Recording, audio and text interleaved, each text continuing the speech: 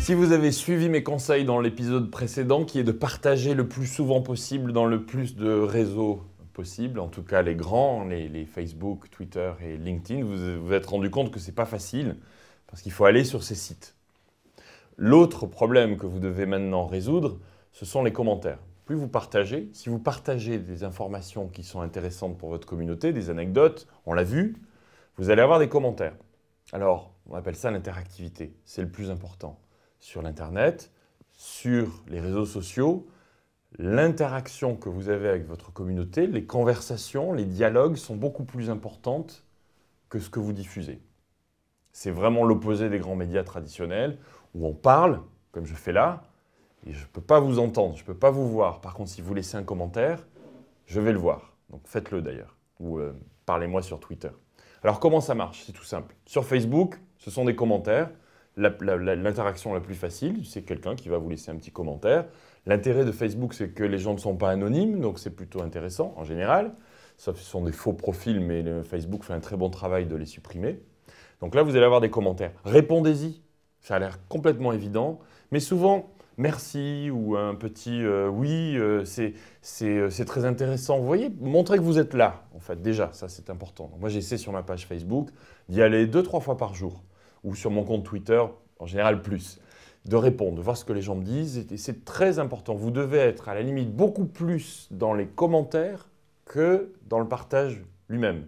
D'ailleurs, si c'est compliqué pour vous de partager au début, vous pouvez aller commenter chez les autres. Vous créez votre marque, entre guillemets, en commentant aussi, puisque les gens voient que c'est vous. Donc les commentaires sur Facebook, et ensuite, sur Twitter, ça prend une forme un peu différente. Ce sont on appelle ça des @replies ou des mentions. C'est-à-dire qu'on met le symbole @ et puis votre nom d'utilisateur derrière. Si vous l'avez choisi et que votre nom d'utilisateur fait 45 caractères, vous pouvez recommencer et le changer parce que c'est trop long.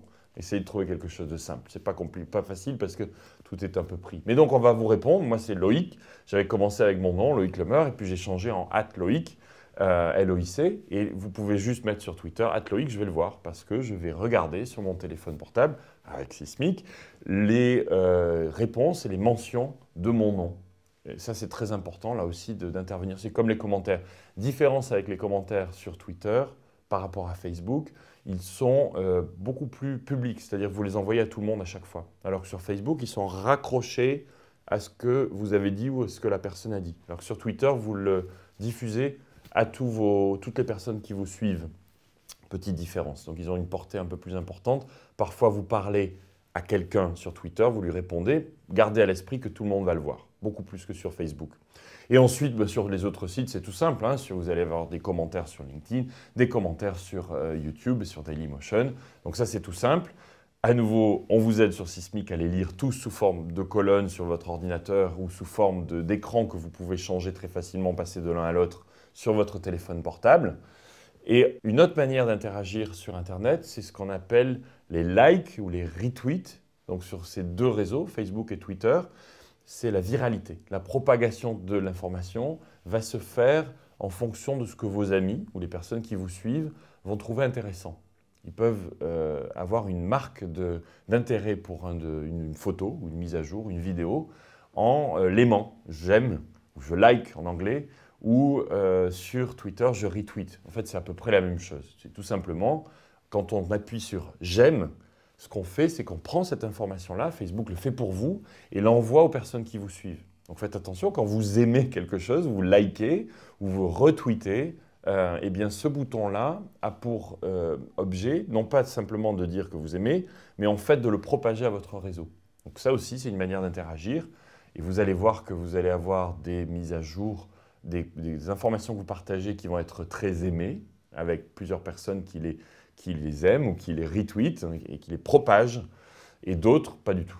Et c'est souvent l'inverse de ce que vous pensez. C'est-à-dire que très souvent, vous allez trouver quelque chose de super intéressant et tout le monde s'en fiche.